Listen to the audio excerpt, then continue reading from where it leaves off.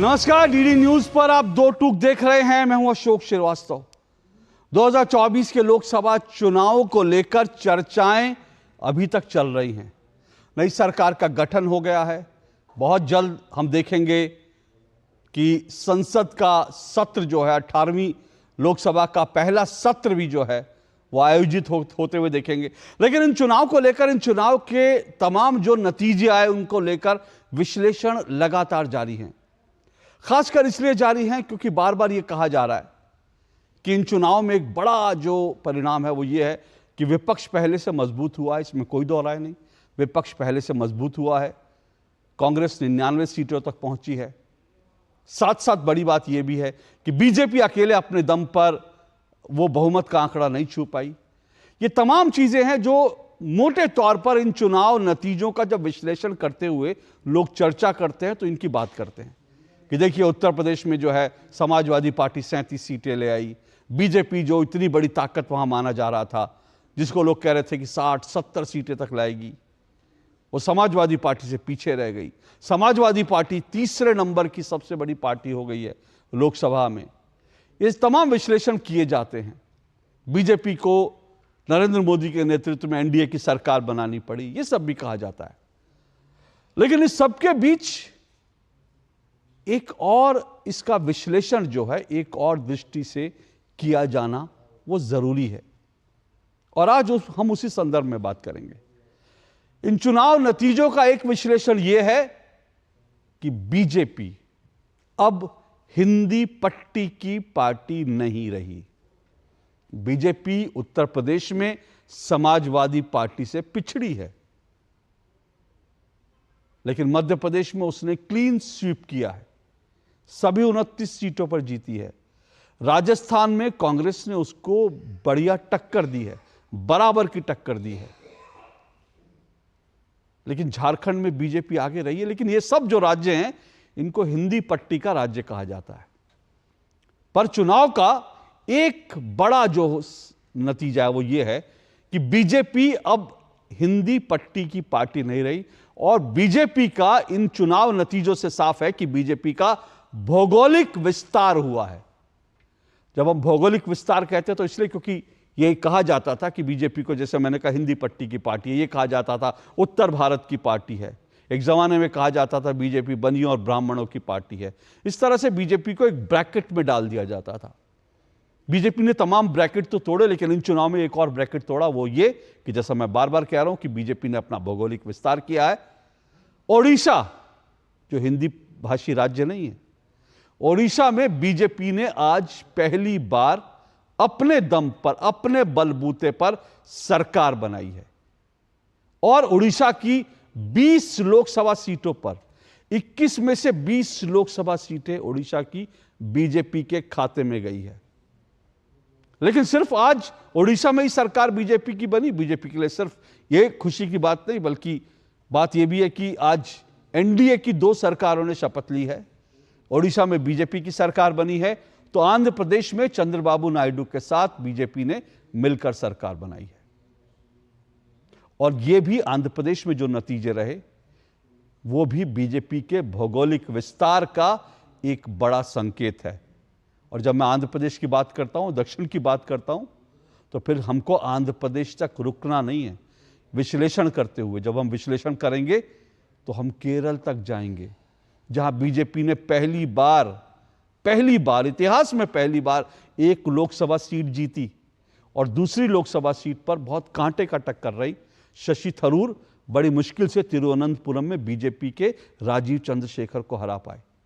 तो केरल में एक तरफ बीजेपी का जो है वो एंट्री हुई, और साथ साथ तमिलनाडु की अगर बात करें तो तमिलनाडु में पहली बार बीजेपी का वोट प्रतिशत 11% हो गया है। हालांकि तमिलनाडु में बीजेपी को एक भी लोकसभा सीट नहीं मिली, लेकिन यह भी सच है कि तमिलनाडु में बीजेपी का वोट प्रतिशत पहली बार कांग्रेस से ज्यादा हुआ है। तो ये जो तमाम संकेत हैं ये दिखाते हैं कि बीजेपी का भौगोलिक रूप से विस्तार हुआ है। इन परिणामों को ऐसे कैसे देखा जाना चाहिए? ये परिणाम क्या इंगित करते हैं, क्या इशारा करते हैं? एक तरफ बीजेपी बढ़ रही है, दूसरी तरफ उत्तर प्रदेश में और कई राज्यों में उसकी सिचुएशन खराब हुई है। इन सब का विश्लेषण आज हम करेंगे, क्योंकि आज का दिन बीजेपी के लिए बड़ा इंपॉर्टेंट दिन है, क्योंकि जैसा मैंने कहा ओडिशा में पहली बार बीजेपी की सरकार बनी है और साथ साथ एनडीए की सरकार बनी है आंध्र प्रदेश में। आज इन्हीं मुद्दों पर बात होगी। अब की बार ओडिशा में भाजपा की सरकार, इसी पर आज चर्चा करेंगे। इससे पहले कि आगे बढ़े, हालांकि मैंने कहा मेरा शीर्षक आज है अब की बार ओडिशा में भाजपा की सरकार, लेकिन मैं बात आंध्र प्रदेश की भी करूंगा, जहां एनडीए की सरकार बनी है। टीडीपी के नेतृत्व में चंद्रबाबू नायडू ने चौथी बार शपथ ली है। इन सब पर चर्चा होगी। इससे पहले यह स्टोरी देखिए।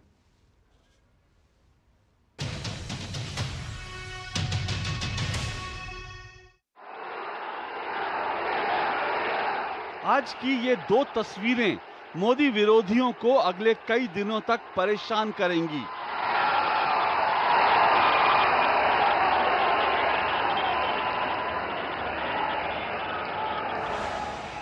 पहली तस्वीर भुवनेश्वर ओडिशा की है, जहां पहली बार भाजपा की सरकार बनी है।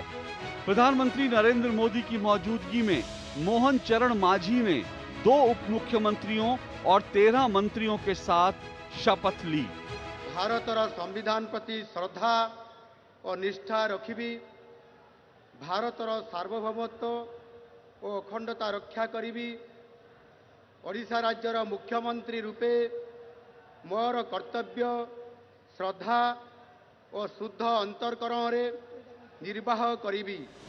दूसरी तस्वीर अमरावती आंध्र प्रदेश की है, जहां चंद्रबाबू नायडू ने चौथी बार मुख्यमंत्री पद की शपथ ली। चंद्रबाबू नायडू जब शपथ ले रहे थे तो प्रधानमंत्री नरेंद्र मोदी वहां मौजूद थे और नायडू के साथ साथ पवन कल्याण ने भी उप मुख्यमंत्री पद की शपथ ली।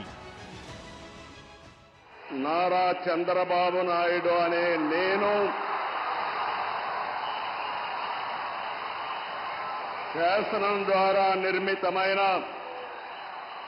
भारत राज्यांगं पट्ल నిజమైన విశ్వాసం విధేయత చూపుతానని, భారతదేశ సార్వభౌమాధికారాన్ని సమగ్రతను కాపాడుతానని, ఆంధ్రప్రదేశ్ రాష్ట్ర ముఖ్యమంత్రిగా నా కర్తవ్యాలను శ్రద్ధతో అంతఃకరణ శుద్ధితో నిర్వహిస్తానని, భయం గాని పక్షపాతం గాని రాగద్వేషాలు గాని లేకుండా రాజ్యాంగాన్ని శాసనాలను అనుసరించి ప్రజలందరికీ న్యాయం చేకూరుస్తానని దైవ సాక్షిగా ప్రమాణం చేస్తున్నాను। इन 2 राज्यों में सरकार गठन के साथ ही भाजपा और एनडीए की 19 राज्यों में सरकार बन चुकी है। ये सच है कि इस बार के लोकसभा चुनावों में भाजपा अकेले अपने दम पर 272 लोकसभा सीटों का बहुमत का आंकड़ा नहीं जुटा सकी, लेकिन ये भी सच है कि इन चुनावों में भाजपा ने अपना भौगोलिक विस्तार किया है। ओडिशा में भाजपा ने पहली बार अपने दम पर सरकार बनाई है, तो पहली बार ही केरल में पार्टी ने लोकसभा में अपना खाता खोल दिया है। तमिलनाडु में भाजपा का वोट प्रतिशत 11% तक पहुंच गया है और दक्षिण के इस राज्य में भाजपा का वोट प्रतिशत कांग्रेस से भी ज्यादा हो गया है और अब भाजपा सिर्फ हिंदी पट्टी की पार्टी नहीं रह गई है। आंध्र प्रदेश में भी भाजपा चंद्रबाबू नायडू की सरकार में शामिल है।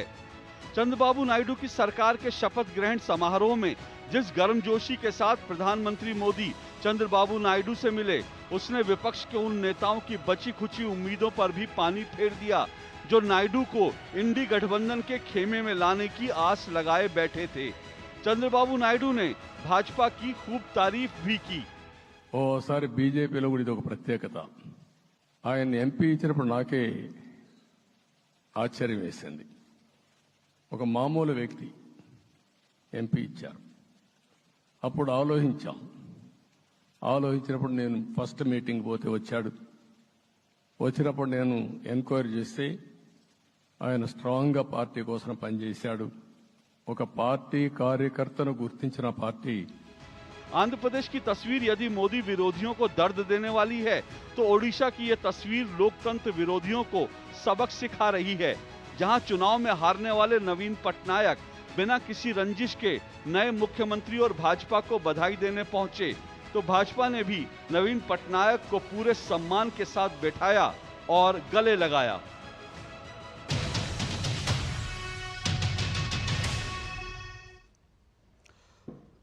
तो ये दो तस्वीरें, दो कहानियां, दो राज्यों की कहानियां मैंने आपको दिखाई और जाहिर तौर पे ओडिशा में बीजेपी जरूर खुश है। बीजेपी को बड़ी जीत मिली है, पहली बार वहां पर बीजेपी की सरकार बनी है। चंद्रबाबू नायडू जिस तरह से गले मिल रहे थे, जैसा मैंने इस स्टोरी में भी कहा कि बीजेपी विरोधी और जो लोग आस लगाए बैठे थे कि नायडू जो है पाला बदलेंगे, उनको आज बड़ा धक्का लगा है। लेकिन जो दूसरी तस्वीर थी, मुझे लगता है वो तस्वीर आज की सबसे खूबसूरत तस्वीर है। इसलिए क्योंकि चुनाव में हार जीत होती है, लेकिन हारने वाले को सम्मान देना चाहिए और जीतने वाले को कभी गुमान नहीं होना चाहिए, क्योंकि ये डेमोक्रेसी, ये लोकतंत्र है। आज आप जीतेंगे, कल आप हार भी सकते हैं। पांव जमीन पर रहने चाहिए। एक तरफ उड़ीसा की एक खूबसूरत तस्वीर थी, दूसरी तरफ बंगाल से, पश्चिम बंगाल से जो तस्वीरें आ रही हैं और उत्तर प्रदेश के कई इलाकों से जो तस्वीरें आ रही हैं वो खौफनाक हैं।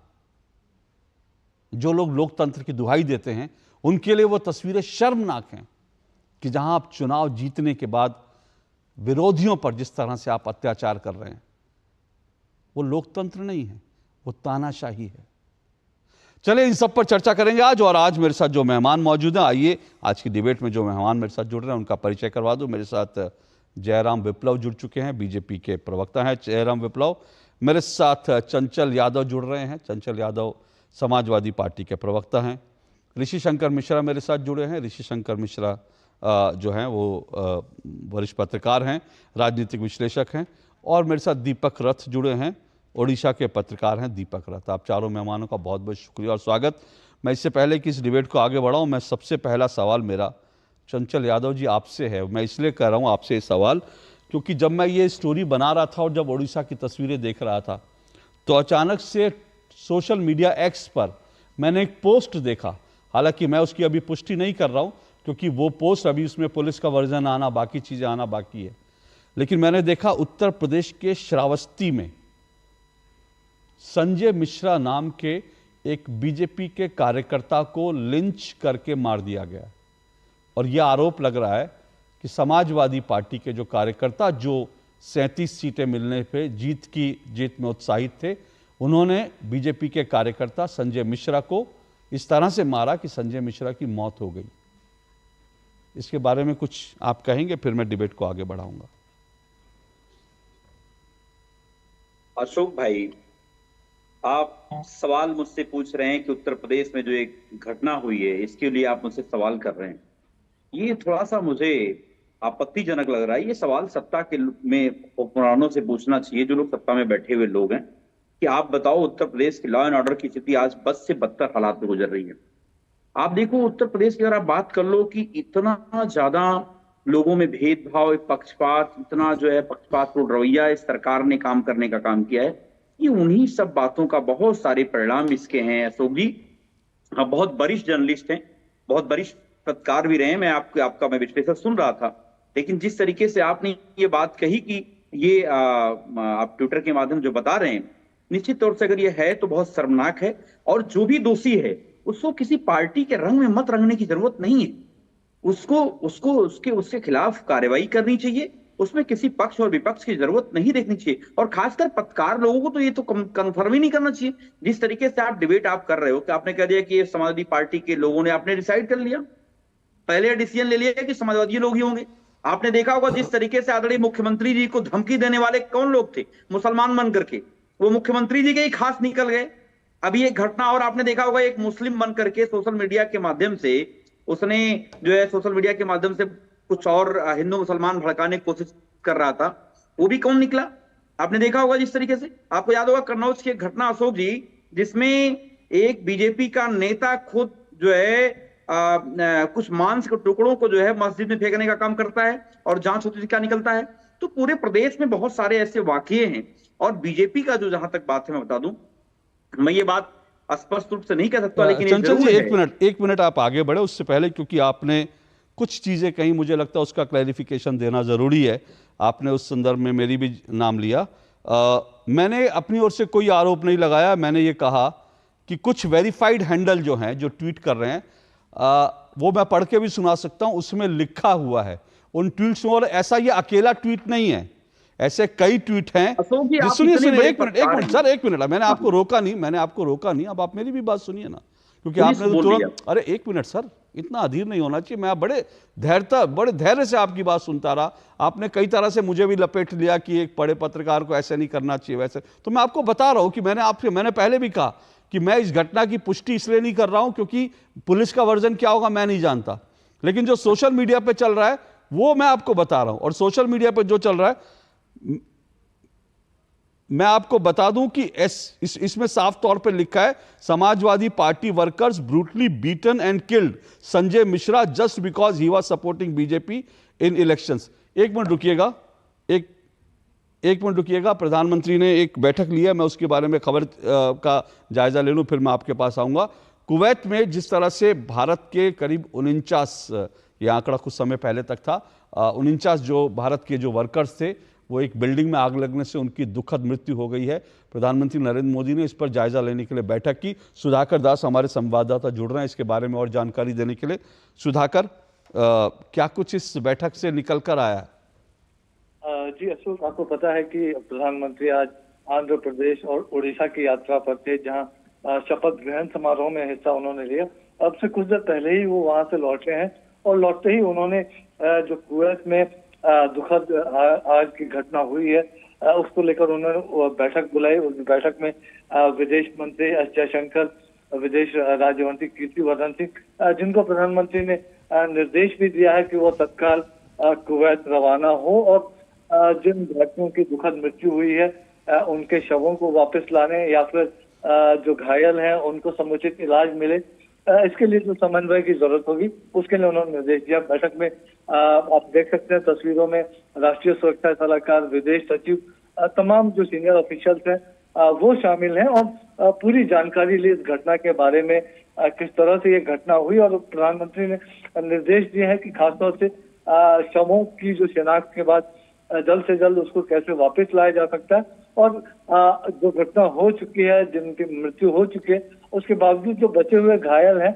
उनको हर संभव जो बेस्ट ट्रीटमेंट वहां मिल सकता है वो ट्रीटमेंट उपलब्ध कराया जाए। तो ऐसा निर्देश प्रधानमंत्री मोदी की तरफ से दिया गया है। तो पूरी सिचुएशन का एक तरह से पीएम मोदी ने इस उच्च स्तरीय बैठक में रिव्यू किया। हम जानते हैं कि दक्षिणी कुवैत के शहर में ये घटना हुई थी, 6 मंजिला इमारत में, और जानकारी ये मिल रही है कि जो भारतीय दूतावास के जरिए कि वहाँ स्थानीय प्रशासन ने बताया कि जो जिस कंपनी में ये काम करते थे उनके लोगों की लालच की वजह से वहाँ एक रूट था जिस रूट को अवरुद्ध कर दिया गया था और जरूरत से ज्यादा वहाँ लोगों को रखा गया था। तो निश्चित तौर पे मुझे लगता है कि इस मामले को और भी उच्च स्तर पर जो दोषियों को सजा भी मिले, उसके लिए क्या कुछ कुवैत प्रशासन कर सकता है।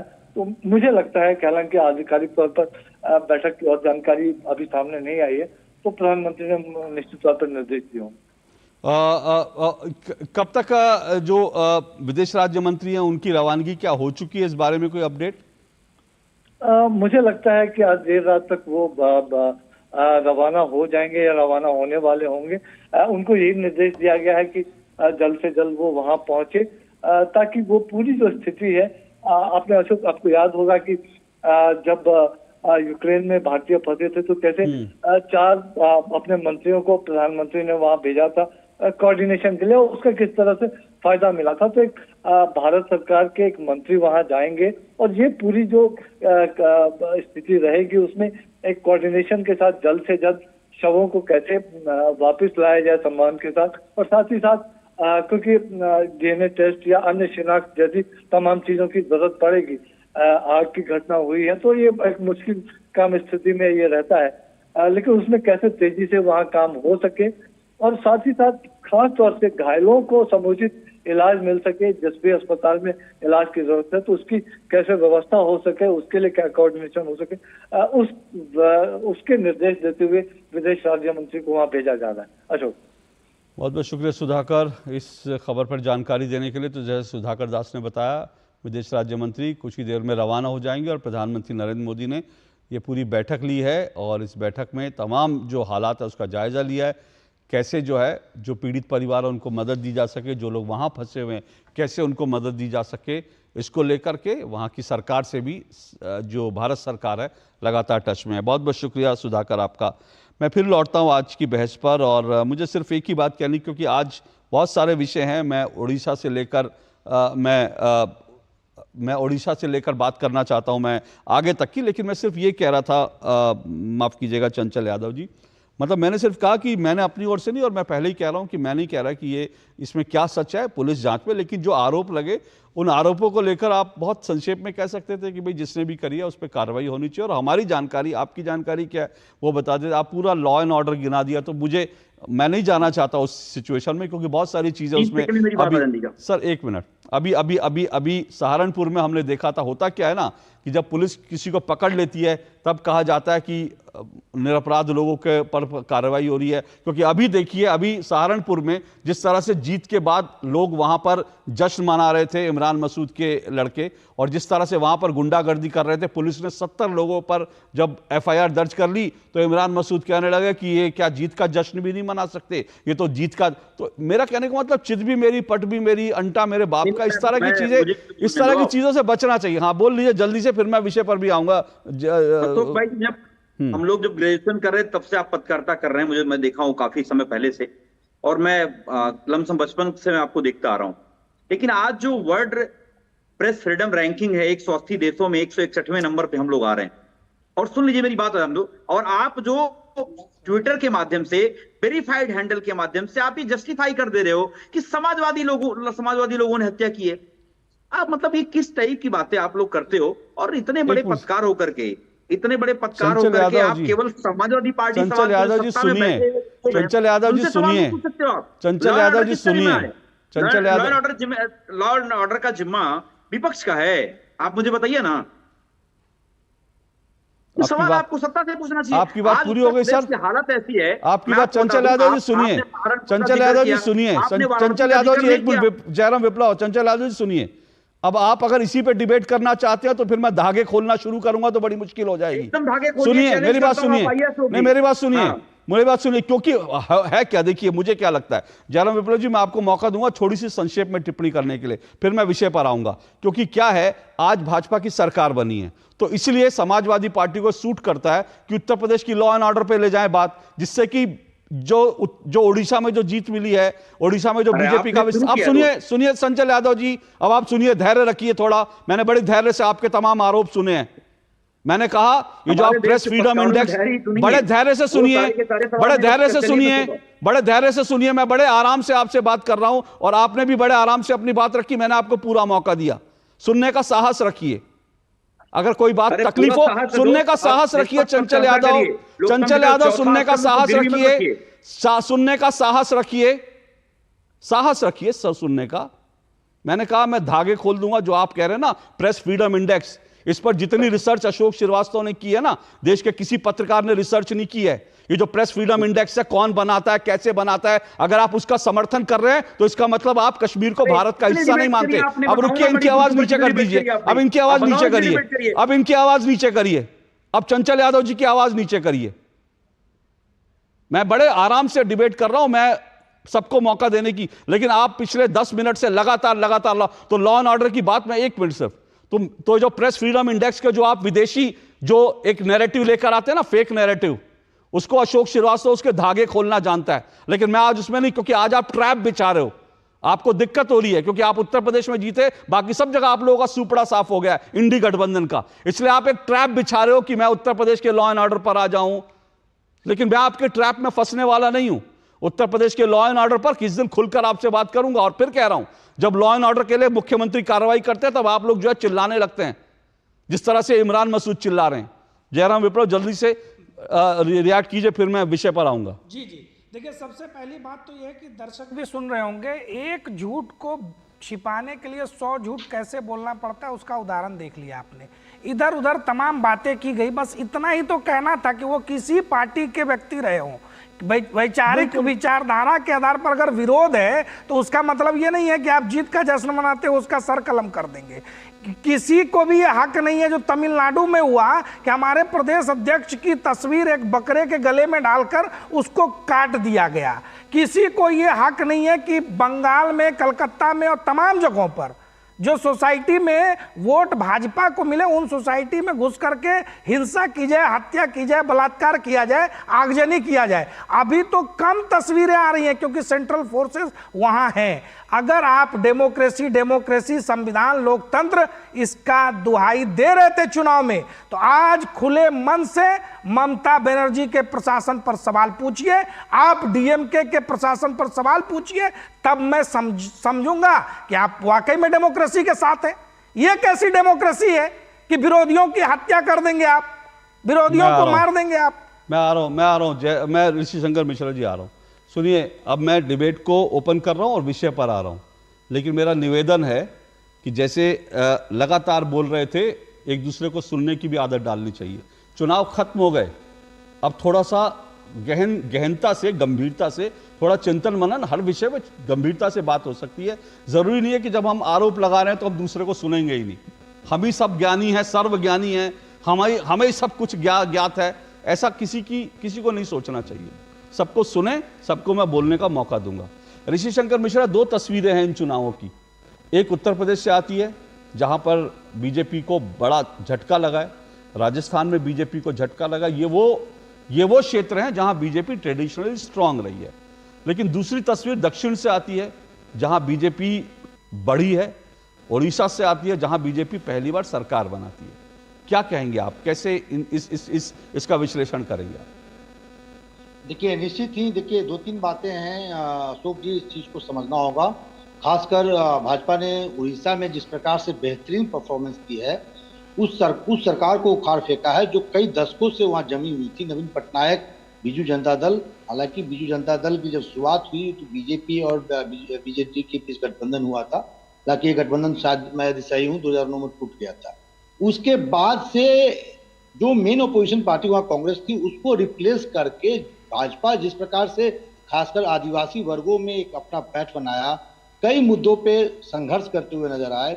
नरेंद्र मोदी आप देखिए, उड़ीसा में आते, यदि आप नरेंद्र मोदी, अमित शाह का आप रैली देखें, कार्यकर्ताओं को उन्होंने बूस्ट किया, तो ये कहीं ना कहीं बहुत बड़ी सफलता मैं मानता हूँ उड़ीसा में, खासकर नवीन पटनायक सरकार को वहां उखाड़ फेंकना और अपने बलबूते। अशोक जी, भाजपा के कोई कार्यकर्ता मुख्यमंत्री बनता हो, ये बीजेपी के लिए बड़ी सफलता है। आपने इंट्रो में सही कहा, भाजपा को उत्तर भारत की पार्टी मानी जाती थी, ब्राह्मण बनियों की पार्टी मानी जाती थी, और उन राज्यों में बीजेपी अब अपना स्थान पैर जमाने जा रही है जहां बीजेपी का 1, 2 या 3, 4 विधायक से अधिक नहीं हुआ करती थी। पिछले बार आप देखिए कितने, यदि मैं सही हूँ, 25-26 विधायक थे।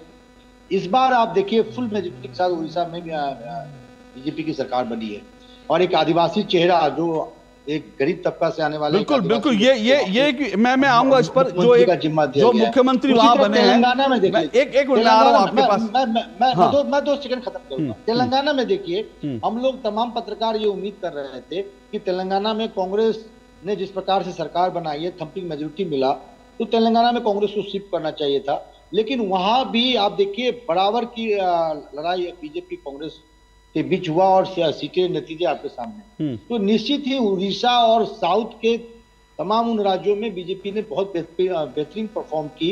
आप देखिए, शशि थरूर हारते हारते चुनाव जीते हैं, बिल्कुल। केरला में देखिए, तमिलनाडु में देखिए, तो ये सुखद पहलू है बीजेपी के लिए। लेकिन चिंता का सबब उत्तर प्रदेश भी है, चिंता का सबब राजस्थान भी है, चिंता का सबब महाराष्ट्र भी है, चिंता का सबब बिहार भी है। बिहार मुझे लगता है बंगाल, पश्चिम बंगाल भी है जहां बीजेपी ने उम्मीद से कम प्रदर्शन किया है। मैं इस पर आऊंगा, लेकिन उससे पहले दीपक रथ की टिप्पणी ले लेता हूं, क्योंकि दीपक रथ उड़ीसा से ही हैं। पहला बीजेपी ने वहां पर पहली बार सरकार बनी, एक आदिवासी चेहरे को मुख्यमंत्री बनाया। कैसे देखते हैं उड़ीसा की राजनीति के संदर्भ में इस डेवलपमेंट को? अशोक जी, मैं क्रिसमस से इस बार पूरा 1 महीना उड़ीसा में कवर किया दिल्ली से आके, और पहली बार ऐसा हुआ कि उड़ीसा ने कोई फैक्चर्ड मैंडेट नहीं दिया। यहाँ पर असेंबली का इलेक्शन और लोकसभा का इलेक्शन एक साथ हुआ, आप अगर 2014 या 2019 का असेंबली और लोकसभा का चुनाव देखेंगे तो BJP was performing well in western Odisha only. लेकिन इस बार का जो असेंबली इलेक्शन और जो लोकसभा इलेक्शन थे, वो जो बिजू जनता दल का गढ़ था जो कि कोस्टल ओडिशा था, पूरा कोस्टल ओडिशा में इस बार बीजेपी जीता है। आप वहां से देखिए, बालेश्वर से लेके बालेश्वर, कटक, केंद्रापड़ा, बरहमपुर, भुवनेश्वर, ये सारा कोस्टल का जितने जाजपुर जितना पार्लियामेंट सीट है वो सारा बिजू जनता दल को हरा के बीजेपी ने जीता है। साथ ही साथ वेस्टर्न ओडिशा में भी जीता है। जो सीट कभी किस जमाने में कांग्रेस या बीजेडी जीतता था, भाजपा कभी सपना भी नहीं देख सकता था, इस बार ये दिखने को मिला है। दूसरा क्या है, आप देखिए, कल अगर आज का जो शपथ ग्रहण उत्सव था, कल शाम को हम भाजपा का कार्यालय गए थे, बिजू जनता दल के ऑफिस गए थे, कांग्रेस के भवन भी गए थे। इतने साल 25 साल बिजू जनता दल राज करने का बावजूद उनके ऑफिस में कल शाम को 6 बजे एक व्यक्ति भी नहीं था। अगर आप जाके भाजपा का कार्यालय देखेंगे तो वहां पर आपको पैर रखने का जगह नहीं था। और पूरे भुवनेश्वर शहर ऐसा लग रहा था कि it has been totally saffronised with full of BJP flags. और जो मैदान में आज हो रहा था, वहां पर भी आप जाके देखेंगे, उस जनता मैदान की 10 एकड़ की रेडियस में हर जगह पर आप देखेंगे रोड्स पे लोग खड़े थे जब प्रधानमंत्री जी आ रहे थे। नहीं, पर दीपक रथ एक बात ये बड़ी इंपॉर्टेंट है जिसका हमने जिक्र नहीं किया। इसमें ठीक है, आपने बीजेपी और बीजेडी दोनों पार्टियों के दफ्तरों की बात की। वहां पर भुवनेश्वर में एक दफ्तर और होगा ना कांग्रेस का।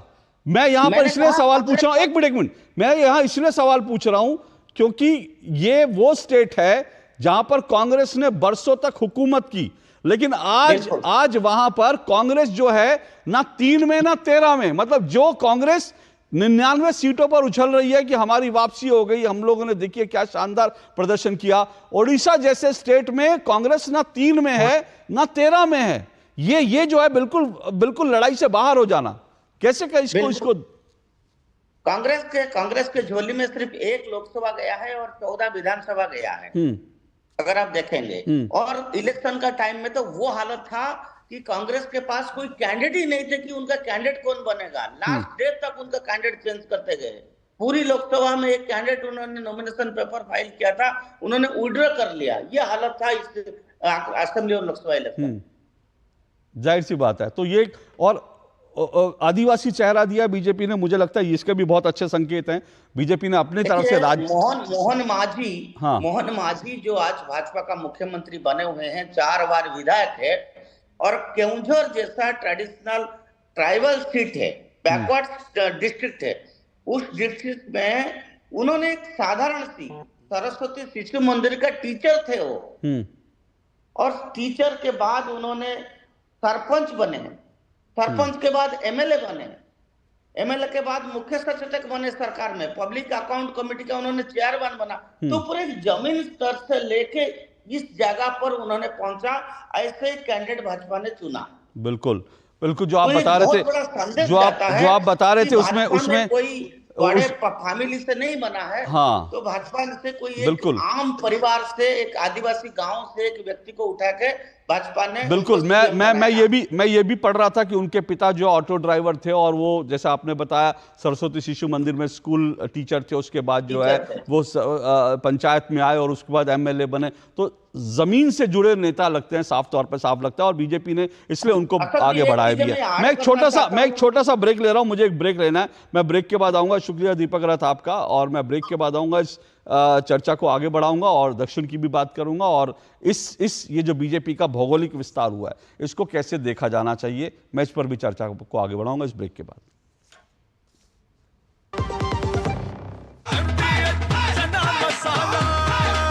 अब छोलिया हो या लोबिया, सफेद चने या काले चने, सब कुछ मजेदार बने।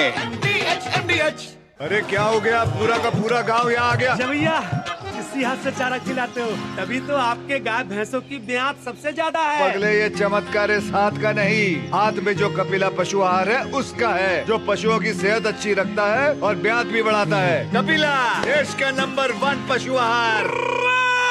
Come on boys, let's go practice. अरे रुक यार, मेरे बैंक अकाउंट में गलत एंट्री का प्रॉब्लम हो गया है। तो बैंक को कंप्लेन करना। बैंक को लिखे 1 महीना हो गया है, बट वो गूगली पे गूगली डाले जा रहे हैं। तो आरबीआई के लोकपाल को इन्फॉर्म करो। रुक, मैं समझाता हूँ। जैसे क्रिकेट में थर्ड अंपायर, वैसे ही आरबीआई का ओम्बुड्समैन। आरबीआई कहता है अगर बैंक आपकी कंप्लेंट को 1 महीने में नहीं सुलझाता तो आप आरबीआई के कंप्लेंट मैनेजमेंट सिस्टम पर ऑनलाइन कंप्लेंट कर सकते हैं। ये आरबीआई का आसान तरीका है आपकी कंप्लेंट सुलझाने का, और वो भी फ्री। आरबीआई कहता है जानकार बनिए, सतर्क रहिए।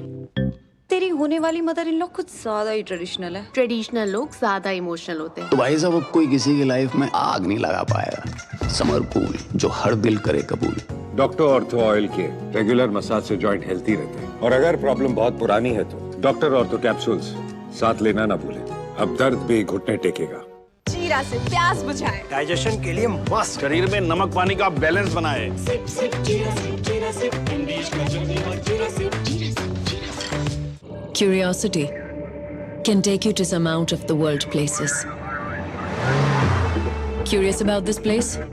Scan this QR code before I take it off with my Seat tires.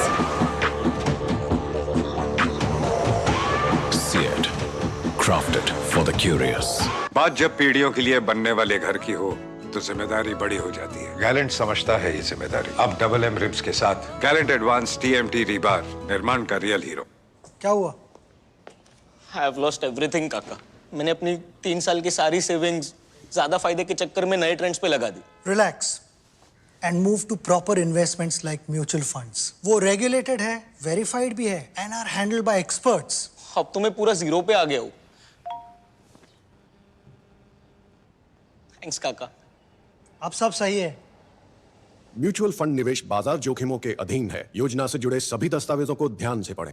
लाल रंग इसका अपार, तीखा कम है फिर भी स्वाद। बेमिसाल बेमिसाल एमडीएच कश्मीरी। MDH कश्मीरी। एमडीएच। दो टुक आप देख रहे हैं। दो टुक में हम चर्चा कर रहे हैं अब की बार उड़ीसा में भाजपा की सरकार।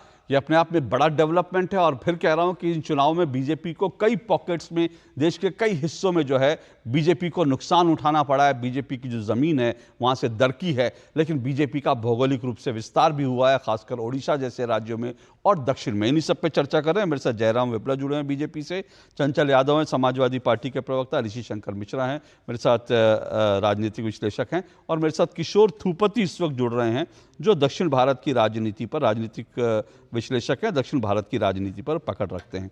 तो चंचल यादव, आपका जो विषय पर मैं फिर आता हूं, आज के विषय पर, ये बीजेपी को कुछ पॉकेट्स में नुकसान हुआ है, और आप नुकसान पहुंचाने वालों में समाजवादी पार्टी भी शामिल है, आपकी पार्टी शामिल है। उत्तर प्रदेश में उसको नुकसान हुआ, कई और राज्यों का। लेकिन बीजेपी ने नए क्षेत्रों में प्रवेश किया है, नए राज्यों में पहली बार सरकार बना रही है। कैसे आप इसको देखेंगे बीजेपी के नुकसान को भी और इस फायदे को भी? देखिए अशोक भाई, हम लोगों ने लगातार अपने जो चुनाव के दौरान यूपी के अंदर हम लोग लगातार मुद्दे की बात करते रहे, और आपने देखा हो जिससे सत्ता पक्ष के लोग कभी मांस की बात करते, कभी मछली की बात करते, मंगलसूत्र की बात करते थे, कभी कुछ बात करते थे, कभी मुजरा की बात करते थे। अभी आपने कहा कि इस तरीके से विपक्ष और आदरणीय पटनायक साहब ने जो एक मैसेज दिया लोकतंत्र के लिए, बहुत अच्छा था। लेकिन वहीं पे जब आप चुनाव चल रहा था, आपने देखा होगा जिस तरीके से प्रधानमंत्री जी लगातार केवल ना जाने क्या क्या बोला करते थे विपक्ष को लेकर के, मुजरा तक का सबका प्रयोग किया उन्होंने। तो इस तरीके से बहुत सारे वाकये थे। हम लोग जनता के बीच में मुद्दों पे जाते रहे और जनता को समझाते रहे, कहते रहे कि जो लोग 60 साल बनाम 60 महीने मांग करके आए थे, उनका 120 महीने हो गया। उत्तर प्रदेश की जनता ने इस बात को समझा और देखा कि जो लोग झांसेबाजी, जुमलेबाजी, झूठे वादे करके जनता को गुमराह करने का पिछले 10 सालों में काम किया है, और आज आम आदमी के ऊपर जो कर्जा तकरीबन 3 गुना बढ़ गया है हिंदुस्तान के अंदर। और आप देखिए महंगाई तो चरम पे है ही है। इसके अलावा डीजल, पेट्रोल, बहुत सारे जो आम मुद्दे थे, जो जनता के प्रमुख मुद्दे थे, उन सब चीजों को हम लोग बीच में लेके गए जनता के बीच में, इससे उसका परिणाम आया। और जहां तक बात है उड़ीसा में निश्चित तौर से बीजेपी आज सत्ता में आई हुई है। मैं बधाई देना चाहता हूं, इसमें कोई शक वाली बात नहीं है। लोकतंत्र में जनता का जनादेश मिला है, उन्हें शुभकामनाएं हैं। लेकिन ये जरूर कहना चाहूंगा कि जो लोग बीजेपी के लोग अलग अलग स्टेट में जो वादे करते हैं, आपको याद होगा प्रधानमंत्री जब राजस्थान का चुनाव चल रहा था, मध्य प्रदेश का चुनाव चल रहा था, कहते भाइयों बहनों आपको 500 रुपए गैस सिलेंडर दिलवाएंगे, आपको बिजली सस्ती हो जाएगी, किसानों की सिंचाई मुफ्त हो जाएगी। लेकिन होता कुछ नहीं है। इसलिए जनता जो है इसलिए जनता इस बात को समझ रही है और बहुत चैलेंज भी है बीजेपी के सामने। जिन राज्यों में अभी 2 राज्यों में आप जिक्र कर रहे हो, जैसे आपका उड़ीसा हो गया और आंध्रा में घटक दल के साथ आए हैं। आपको याद होगा अशोक भाई, एक महत्वपूर्ण बात बताता हूं, आपको याद होगा प्रधानमंत्री पहले चरण का चुनाव स्टार्ट हुआ था, उन्होंने कहा था कि मैं धर्म के आधार पर आरक्षण अपने जीते जी नहीं होने दूंगा। वहीं पे आंध्र प्रदेश में आपको याद होगा जिस तरीके से कमल छाप जो घोषणा पत्र, जो कंबाइंड घोषणा पत्र उनका बना हुआ था, उसमें बाकायदा ये था कि हर साल 4% मुसलमानों को आरक्षण और 5,000 रुपए महीने मस्जिद मेंटेनेंस के नाम पे दिए जाएंगे, और भी कई सारे वादे बीजेपी के लोगों ने किया। तो ये बीजेपी का डबल स्टैंडर्ड है, डबल चेहरा है। शायद इस बात को आप पत्रकार साथी लोग नहीं जिक्र करते हैं। मैं बिल्कुल मैं जिक्र भी करूंगा, और अभी सुनिए, मैं जिक्र भी करूंगा, जयराम विप्लव से पूछूंगा अभी, लेकिन मैं सिर्फ मैं 2 करेक्शन कर देता हूं, उसके बाद जयराम विप्लव जवाब देंगे। आपने जो कहा वो सवाल इंपॉर्टेंट है, उस सवाल को मैं उठाऊंगा। लेकिन एक बात, जो महंगाई की आपने बात की, इसमें कोई दो राय नहीं, पेट्रोल डीजल के लिए कई चीज़ों को लेकर, लेकिन आज ही जो महंगाई का, मैं आज की घटना बता रहा हूं, आज ही महंगाई का जो खुदरा महंगाई का जो आंकड़ा आया है वो 5% से भी कम का आज का जो आया है। मैं एक बात वो, दूसरी बात जो आपने कहा, मुझे जो जानकारी है, जयराम विप्लव जी दुरुस्त करेंगे, और अगर मैं जयराम विप्लव जी गलत कहेंगे तो आप उसको जरूर काउंटर कीजिएगा। मुझे जो जानकारी है, जो बात आप कह रहे हैं, वो घोषणा पत्र टीडीपी का था, संयुक्त घोषणा पत्र नहीं था। लेकिन हाँ, सवाल तो ये है ही कि भाई अगर टीडीपी का भी घोषणा पत्र था तो बीजेपी अलग बात कहे, टीडीपी अलग बात कहे, तो सरकार कैसे चलेगी? जयराम विप्लव। अशोक जी, हम जिस विषय पर चर्चा करने के लिए आए थे, शुरुआत में वहीं से करता हूं और फिर सारे सवालों का जवाब दे देता हूं। सबसे पहले तो देखिए, आज एनडीए यानी राष्ट्रीय जनतांत्रिक गठबंधन जो पुराना है, और जब से ये गठबंधन बना है, ना तो हमने इसका नाम बदला, ना हमने अपनी नीयत बदली, ना हमने अपना हाँ, समय समय पर हमने नेतृत्व जरूर बदला है, और आने वाले समय में इसका विस्तार आप चारों तरफ देख रहे हैं। 22 राज्यों में एनडीए की सरकार है, और देश का कोई हिस्सा नहीं बचा जहां हम नंबर 1 की पार्टी नहीं है या नंबर 2 की पार्टी नहीं है। कोई हिस्सा नहीं बचा है। सब जगह हम इस प्रकार से लोगों का दिल जीतने में कामयाब रहे हैं, और जहां इस चुनाव में हमें कोई समस्या आई, हमारी सीटें कम हुई, वहां हम उसका अवलोकन कर रहे हैं, उस पर समीक्षा कर रहे हैं, और उसको दुरुस्त करके अगले चुनाव में उसको ठीक कर लेंगे। भारतीय जनता पार्टी सीखती है। आपसे एक सवाल है जो चंचल यादव ने उठाया, वो कह रहे हैं कि आप जो है मुद्दों की बात नहीं करते थे, आप चुनाव में इधर उधर की बात करते थे, विपक्ष लगातार आम जनता से जुड़े मुद्दे उठाता रहा। अशोक जी, मैंने सुना, उन्होंने सारे मुद्दे गिना दिए, हमारी इतनी विफलताएं गिनाई 2-3 मिनट में। लेकिन मेरा सवाल उनसे है कि इतनी विफलताएं आपने गिना दी, अगर उसमें सच्चाई थी और जनता को उससे समस्या थी, तो भी एक बार को उन्होंने इस विपक्ष के इतने बड़े महागठबंधन को विश्वास के लायक क्यों नहीं समझा? क्यों कांग्रेस पार्टी जो इस गठबंधन की धुरी थी वो 100 पार नहीं कर पाई? क्यों समाजवादी पार्टी आधे में लटक गई? क्यों? आप एक चीज देखिए, हमारे भारतीय जनता पार्टी के बाद जो सबसे बड़ा दल है, उसके बीच में 141 सीटों का, 141 सीटों का अंतर है। तो जनता ने देखा कि 70 वर्षों तक इस देश में धोखाधड़ी करने वाली पार्टी एक बार फिर से धोखाधड़ी कर रही है, और कुछ लोग उसके शिकार भी हुए। वो झांसे में भी आए, और झांसे में आने वाले लोग आज कांग्रेस की दफ्तरों पर लाइन लगाकर महिलाएं खड़ी हैं, कह रही हमारे 85-100 रुपये प्रति माह जो 5 जून से आने थे वो दो। कुछ लोग तो थाने पर गए राहुल गांधी के ऊपर 420 का मुकदमा लगाने, अखिलेश यादव के ऊपर 420 का मुकदमा लगाने, तेजस्वी यादव के ऊपर मुकदमा लगाने। वो कहां गए? खटाखट, फटाफट, सटासट। लेकिन देश की जनता ने देख लिया, सरकार बनते ही पहली कलम से प्रधानमंत्री जी ने 10 करोड़ किसानों के खाते में 20,000 करोड़ रुपए भेजे। प्रधानमंत्री ने कैबिनेट में पहली घोषणा की, 3 करोड़ गरीबों को पक्का छत, पक्के घर का जो वादा किया था, वो अब कैबिनेट के कलम से, वो प्रधानमंत्री के कलम से स्वीकृत हो चुका है, और अगले 5 साल में मिलेगा। तो डिलीवरी डोर स्टेप पर होती है। ये मोदी जी के ऊपर विश्वास है लोगों को, विपक्ष विश्वास क्यों नहीं जगा पाई?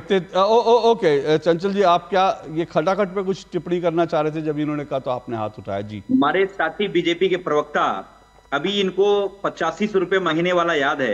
आपको याद होगा प्रधानमंत्री जी अपने घोषणाओं में लाल किले की प्राचीर से, भाइयों बहनों, क्या आपको काला धन 100 दिन के अंदर मिलना चाहिए कि नहीं मिलना चाहिए? क्या हुआ बताओ जरा। आप 15 लाख के लिए आपने खाते खुलवाए थे नहीं खुलवाए थे विप्लव जी? चंचल जी, एक दूसरी मिनट, बात मुझे आप बताओ। चंचल जी सुनिए, चंचल जी सुनिए, चंचल जी, चंचल जी, चंचल जी, खुदरा एक मिनट, चंचल जी सुनिए, आप अपनी बात, अरे चंचल जी सुनिए, चंचल जी मैं आपको सिर्फ करेक्ट कर रहा हूं। लाल किले की प्राचीर से कभी नहीं कहा गया। आप ये कहिए कि हाँ उन्होंने चुनाव में वादा किया था, चुनाव में ये कहा कि लाल किले की प्राचीर से नहीं कहा सर।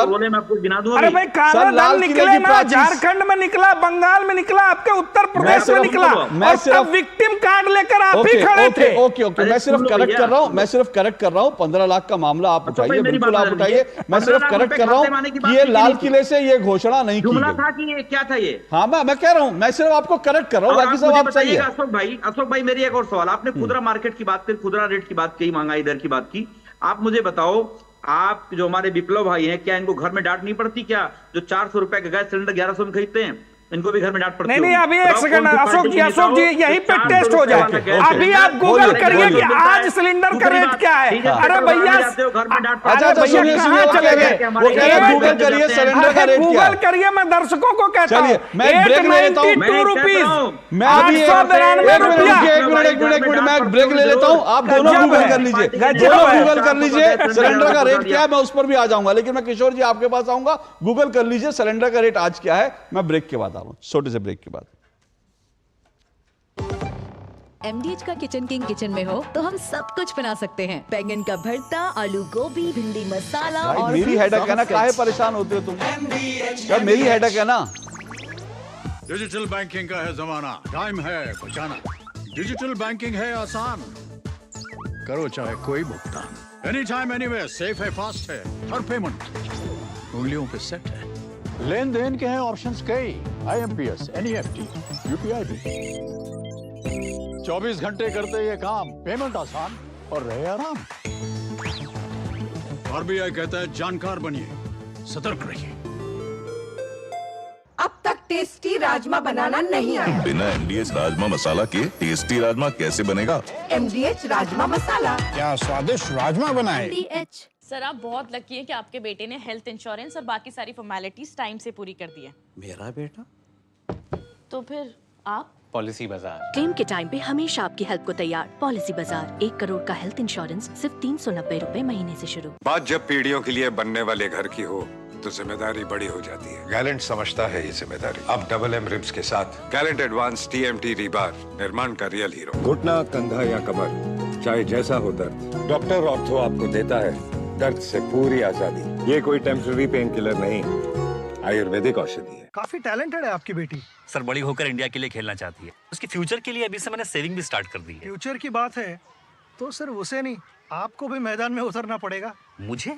इनका मतलब है म्यूचुअल फंड्स के मैदान में। सिर्फ सेविंग्स नहीं, हर महीने म्यूचुअल फंड्स में भी इन्वेस्ट कीजिए। वरना आपकी बेटी तो बड़ी होगी, पर उसके लिए सेव किए हुए पैसे शायद उतने ही रह जाएंगे।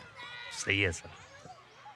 म्यूचुअल फंड निवेश बाजार जोखिमों के अधीन है। योजना से जुड़े सभी दस्तावेजों को ध्यान से पढ़ें। पाव भाजी को फेवरेट बनाता है MDH पाव भाजी मसाला। MDH पाव भाजी मसाला। MDH बनाए पाव भाजी लाजवाब। चले दो टुका आप देख रहे हैं। मेरा विषय तो आज दूसरा था, लेकिन इधर उधर जाती है बहस और कहीं के कहीं चली जाती है। क्या रेट है गूगल कर लिया आपने? 805 रुपये। ओके मैं दूसरे विषय ओके मुझे दूसरे विषय। सर चंचल जी प्लीज मेरे एक मेहमान बैठे हैं किशोर। चंचल जी प्लीज एक मिनट। चंचल जी प्लीज एक मिनट। मेरे एक चौथे मेहमान बैठे। चंचल जी प्लीज एक मिनट। मेरे चौथे मेहमान बैठे, मैं उनके पास गया भी नहीं। इन्होंने गूगल करके बताया 805। आपने गूगल किया? मैंने ब्रेक पे जाने से पहले कहा था कितना रेट है गूगल पे? गूगल में आप बताओ ना कितने। अरे वो बता रहे 805 रुपए। गांव में बैठा हूँ, 945 रुपए का गैस सिलेंडर इस समय आता है। यार वो कह रहे हैं 805 है, वो कहीं नहीं आता। चलिए गैस के सिलेंडर से बाहर निकल जाते हैं। अभी आप 1100 बता रहे थे, 155 रुपये तो यही खा गए आप। चलिए ओके किशोर थूपति। किशोर थूपति, दक्षिण भारत में क्या बीजेपी का हम कह सकते हैं, हमने ओडिशा तो देखा, दक्षिण भारत में क्या बीजेपी को एक तरह से भौगोलिक रूप से विस्तार हुआ है क्या? अगर ये हम देखें, क्योंकि केरल में पहली बार एंट्री हुई है, लेकिन तमिलनाडु में बीजेपी चाहकर भी नहीं पहुंच पा रही है। बाकी स्टेट की भी हम लगातार बात कर रहे हैं। कैसे इसको देखा जाना चाहिए? क्या बीजेपी वहां एक ऑल्टरनेट बन रही है या बनने की तरफ बढ़ रही है?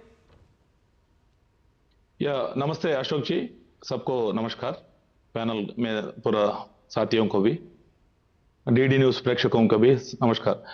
सर, ये आप देख लीजिए, बीजेपी किधर भी एक्सपेंशन मोड में रहते हैं। आप किधर भी देख लीजिए, आप नॉर्थ ईस्ट में देख लीजिए, वेस्ट बंगाल में देख लीजिए, उड़ीसा में पहले बार 25 साल के बाद सत्ता में आ रहा है। पहले कांग्रेस था, बीजेपी जिंदगी में कभी नहीं आया उड़ीसा में। आप तेलंगाना में देख लीजिए, बीजेपी टक्कर देके almost on par with Congress आ गया। मैं उस दिन से भी बोल रहा था, बीजेपी सिंगल लार्जेस्ट पार्टी जैसे आएंगे। दोनों को 8-8 सीट्स आया। बीजेपी को असेंबली में 8, विधानसभा में 8 सीट है और पार्लियामेंट में भी 8 सीट आया। ठीक है जी। सो सिमिलरली केरला में आप बोला ना, खाता खोला खुद के दम से, वैसे ही तमिलनाडु में भी ऑलमोस्ट नंबर 2 जैसे आया बीजेपी का अलायंस। 11% वोट्स बीजेपी को खुद का आया। सो किधर भी ये बीजेपी एक्सपेंशनिस्ट मोड में रहते हैं, वो वेंचरिंग करते रहते हैं। आप तेलंगाना में देख लीजिए, आप कभी भी इस बार, पिछले बार दिसंबर में हुआ, वो नवंबर में 30 में हुआ इलेक्शंस में बीजेपी को 13% वोट आया। अभी अचानक 35%, 35% बना के बीजेपी ने 8 MP सीट्स, तेलंगाना के इतिहास में बीजेपी को इतना सीट कभी आया नहीं, पहले कभी सत्ता में नहीं रहा। सो आगे के लिए, सत्ता के लिए भी रेडी हो रहा है। सो BRS which is the ruling party for 10 साल का, उसको डेलीगेट करके नंबर 3 को करा दिया, वो 0 में आ गया। सो कांग्रेस और बीजेपी का टक्कर देने का पोजीशन में वहां बन रहा है। लेकिन किशोर त्रिपाठी, जल्दी से एक सवाल का जवाब और चाहूंगा। आज तो बड़े अच्छे दृश्य दिखे, चंद्रबाबू नायडू और प्रधानमंत्री नरेंद्र मोदी जैसे मिले, और मैं कह रहा हूं कि विपक्ष के कई लोगों की जो है उम्मीदें धराशायी हो गई होंगी। लेकिन क्या वास्तव में ये चंद्रबाबू नायडू को लेकर लोग बहुत सारे प्रिडिक्शन करते हैं कि वो बहुत डिमांडिंग हैं और शायद वो सरकार के साथ लंबे समय तक चलेंगे, नहीं चलेंगे? लोग इस सरकार की स्थिरता को चंद्रबाबू नायडू से बार बार जोड़ के देख रहे हैं, बिहार से भी जोड़ रहे हैं। मैं ऋषि मिश्रा के पास आऊं, लेकिन जल्दी से आपका कमेंट। सर, अशोक जी, कभी भी चंद्रबाबू जी पहले बीजेपी के साथ रहे तो वो डिमांड करता, वो अपना करवा देंगे, बट कभी भी वो बाहर नहीं आया। वो कभी भी गठबंधन नहीं छोड़ा। आप देख लीजिए, इतिहास देख लीजिए, 98 में, 99 में भी, 2004 तक सत्ता में था, 2014 में वो एक इश्यू में, स्टेट का इश्यू में बाहर चले गए। स्टेट का इश्यू कैसे, वो कभी भी गठबंधन छोड़ के दूसरा गठबंधन में जाने वाला आदमी नहीं है। वो पहले से ही TDP का अलायंस अभी से नहीं, बीजेपी के साथ 83 से है। 1983 वो कभी स्टार्ट हो गया ना NT रामाराव जी से, उस समय से है। 84 में भी बीजेपी को पूरा इंडिया में 2 पार्लियामेंट सीट आया। उस समय TDP के साथ गठबंधन में था बीजेपी, उस समय 1 सीट आंध्र प्रदेश से ही आया। नंबर 2 आपको लगता है ये गठबंधन जो है टूटेगा नहीं, मजबूत रहेगा? बहुत मजबूत रहेगा, उनको भी मालूम है आंध्र प्रदेश बांटा हुआ नया स्टेट है, उसको उधर उनका स्टेट का इश्यू ज्यादा होता है। केंद्र से मांग के अच्छा अपना काम करवाएंगे। ऋषि शंकर मिश्रा, जल्दी से, आज की शपथ ग्रहण में नीतीश बाबू नहीं थे, उसको लेकर बिहार में क्या चर्चा है? क्योंकि अगेन जब इस सरकार की स्थिरता की बात आती है तो उसमें नीतीश भी एक फैक्टर है। तो विपक्ष तो बल्लियों उछल रहा है, विपक्ष की तरफ से नैरेटिव बनाने की कोशिश हो रही है, नीतीश जी नहीं गए, देखो नीतीश जी नहीं गए। देखिए, राजनीतिक परिस्थितियों का खेल है, लेकिन वर्तमान में जो विपक्ष के पास जो इक्वेशन है, सीटों का इक्वेशन है, देखिए नीतीश कुमार या चंद्रबाबू नायडू इधर से उधर तभी जाएंगे जब संख्या बल होगा, और इंडिया गठबंधन के पास संख्या बल नहीं है। और इस ऐसे हालात में नीतीश कुमार या कोई भी नेता अपनी जो छवि जो है क्यों खराब करेगी, क्यों अपना जो एक इमेज डेंट करेगी, तब जब विपक्ष के पास संख्या बल नहीं है। चर्चा शुरुआती दौर में चर्चा में था कि नीतीश कुमार या TDP उधर जा सकते हैं, लेकिन नीतीश कुमार ने देखा आप प्रधानमंत्री का पद ऑफर कर दीजिए, लेकिन संख्या बल भी तो होना चाहिए। और नीतीश कुमार ये समझते हैं कि हमारे पास 12 सांसद हैं, उधर ममता बनर्जी हैं, उधर क्या कहते हैं आपको अखिलेश यादव हैं, जिनके पास 38-39 सीटें हैं। तो ऐसे स्थिति में वहां जाना जब संख्या बल नहीं है। दूसरी बात, नीतीश कुमार के लिए एक बात आप भी जानते हैं अशोक जी, जब जब वो ये दिखाते हैं कि मैं आपके साथ हूं, तभी वो पलटी मारते हैं, लेकिन पलटी मारने के लिए संख्या बल चाहिए। हाँ ठीक है, आप देख लीजिए। ठीक है, मेरे पास समय नहीं है। जयराम विप्लव 30 सेकंड में, आपको लगता है सरकार, मेरे पास बिल्कुल समय नहीं है, 30 सेकंड में जयराम विप्लव जल्दी से। बिल्कुल, ये सरकार अस्थाई सरकार है, 5 साल तक बिल्कुल चलेगी। एनडीए का जोड़ फेविकॉल से भी मजबूत है। लेकिन आप एक चीज देख लीजिए, विपक्ष की स्थिति। आपने शुरुआत में एक टिप्पणी की थी अशोक सर की जो जीतने वाला होता है बड़े दिल का होना चाहिए, उसको स्वीकार करना चाहिए, हारने वाले का सम्मान करना चाहिए। यहाँ तो स्थिति है कि जनता ने जिनको रिजेक्ट कर दिया, जिनकी हार हो गई, वो हार को मानने के लिए तैयार नहीं है और उसको जीत में बदलने के लिए अफवाहों का बाजार गर्म करते रहते हैं। चलिए ठीक है, अफवाहें तो, और राजनीति में अफवाहें, राजनीति में नैरेटिव सब बनते रहते हैं।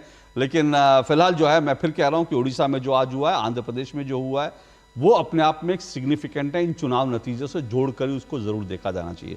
लेकिन आज के लिए इतना ही। बहुत बहुत शुक्रिया मेरे सभी मेहमानों का दो टूक में जुड़ने के लिए। आज इतना ही, आपसे कल फिर मुलाकात होगी। नमस्कार।